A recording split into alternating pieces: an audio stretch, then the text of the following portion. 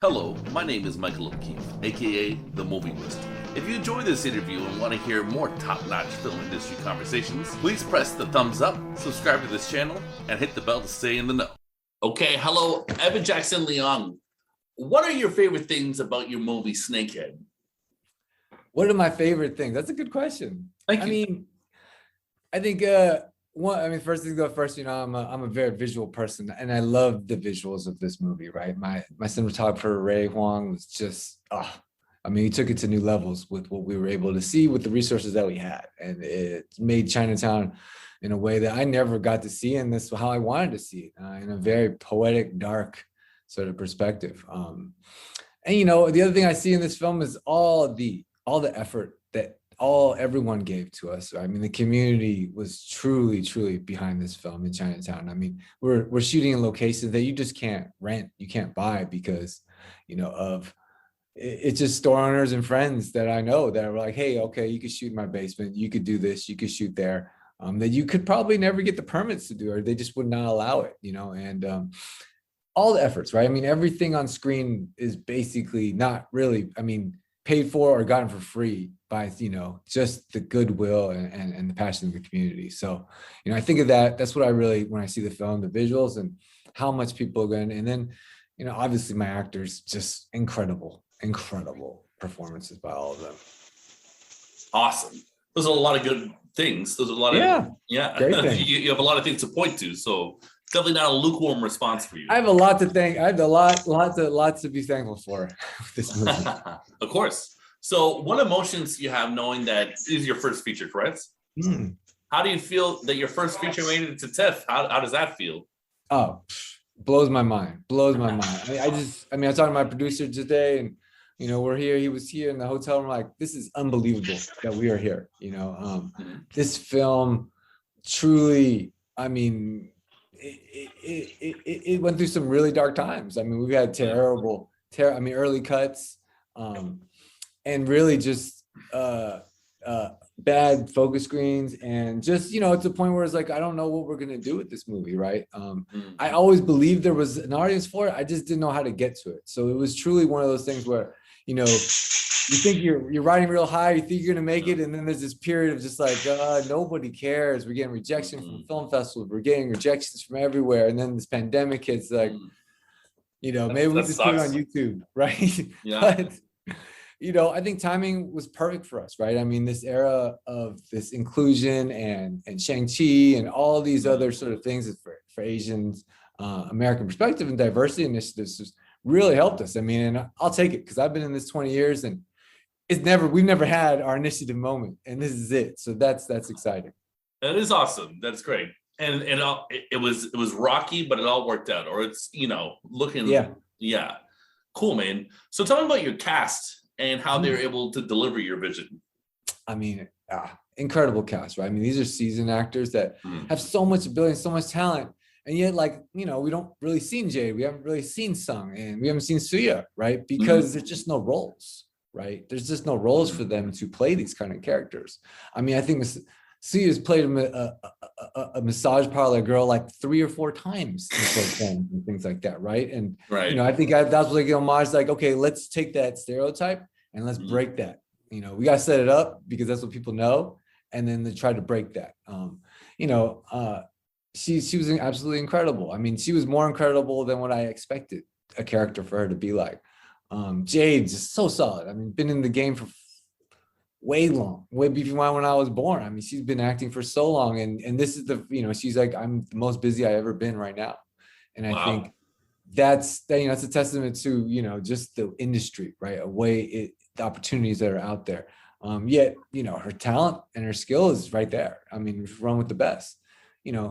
Sung, I've known him for 20 years. I mean, I remember going to his restaurant, when he was a waiter, and to see him where he is and Fast and Furious, to go on this journey and for him to be a part of this with me is just, I couldn't ask for more to make it here with him, and, every actor, right? Every actor on this set, on this film gave it so much because they, we're not paying people enough to like say yes or no. They really wanted to be here because they like the story, they like me, and they believe in this project. And I think that when you have those those are the motivation incentives to go to work, you're gonna get people to give it their all. Because why get paid 100, $50 and then show up and give it half-hearted performance. You want to be there, and I think that's really what was the theme of production, with actors. So what were the key things you changed in the real life story this is based on, and how much research did you do? Oh, so I did a ton of research. I mean, I met with FBI J Squad. I met with former gangsters, former underworld, FBI, police, family members of her, and then even, people that were smuggled by, Sister Ping. And what I realized was, she was still alive when I was writing the film, and she was in jail. And, it felt like I'm just furthering the myth of who she is, right? Because even Patrick Ryan O'Keefe, like the guy that wrote the book, right, the original book, he's like, she was, when she passed away, he had the statement like, she was never as good or as bad as anyone thought, as we portrayed her, right? Because, the immigrant side was like, she's like a Robin Hood. The other side was, she's like this underworld gangster, right? And, the law enforcement, they're like, well, we don't, she was somebody, but there are a lot worse people than her.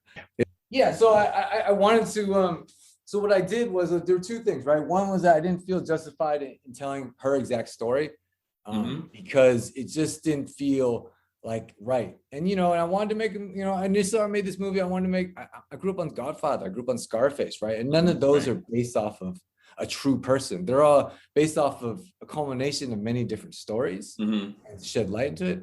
And then the other thing, it's real easy to say, is like, well, we didn't have any money. So to make a period piece in the 80s is just impossible. Yeah. With the budget that we had. And, at the same time, like, when I make this story, people will be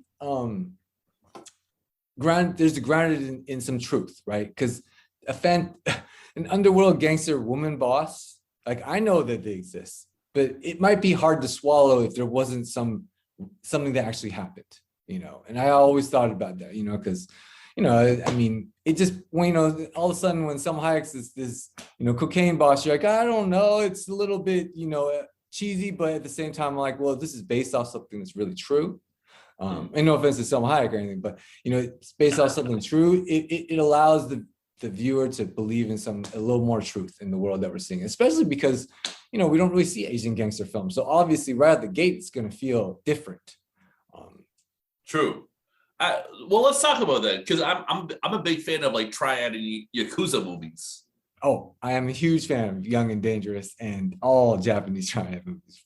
They're awesome. So what are some of your favorite Asian gangster movies that might have consciously or subconsciously influenced the aesthetic of Snakehead? You saw the table flip, right? You saw the table flip. Every Chinese Triad movie has the table flip, right? The gangster table flip. And I had to put that in there, right? I grew up on those Young and Dangerous dramas and 90s Hong Kong cinema. So I love those kind of films, and then you realize you get older, you're like, okay, well, those are actually just the Triads infiltrated the studios and they wanted to make them look better. So they made these heroes out of these. I didn't know that. And you're like, and then the Triad films, right? I mean, anything beat Takeshi, right? I mean, any of these old school things that are just like, I mean, I am not, what they do, I don't know how to do what they do, right? I try to make something myself, and I'm completely inspired by those. I would love to reach that level of execution. That being said, there's the thing I can grasp onto those is that there's the essence of Asian, culture, right?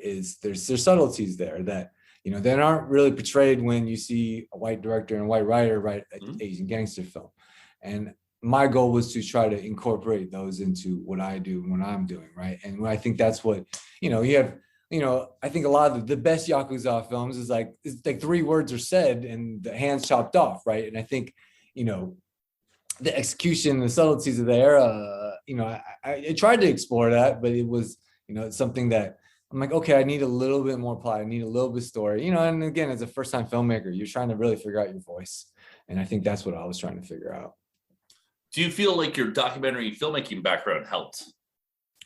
Yeah, 100%. Just because it, allowed me all the technical things, right? I mean, I feel like going to this movie, I knew everything technically what I needed to do. In terms of storytelling and narrative storytelling is very different because what I realized in documentary filmmaking, everything you shoot, everything you put on screen is truth. When in narrative filmmaking, everything you put on screen is not truth. And you have to find a way to make the viewer feel like it is truth, right? You have to show that kind of truth. And any, the tricks, the trades, all those different ways to get to get that truth is what you're going for. And, I think in documentary filmmaking, for me, it's always been utilizing environments as characters, and New York Chinatown was the character that I wanted to make sure that this is, you have your three actors and then you have Chinatown as a character. And, utilizing that space, using that as practicals rather than building any sets. I think we built like one set and I was like, oh, this is way too hard to do. Let's just go find a real place that looks exactly like this. And, I think that's, my documentary background of being able to let's figure out, let's provide this opportunity in this space and then figure out how to tell the story there. Okay. And I also saw that you've done some short films and I was wondering if they are available online. Yeah. I mean, I think some of them are on YouTube. I don't know. They're terrible. They're on like student film, I mean, my documentary filmmaking, I feel like is very strong while my narrative filmmaking is something that, it's in its early stages. Well, Snakehead's a cool movie. Have you seen any other TIFF movies this year?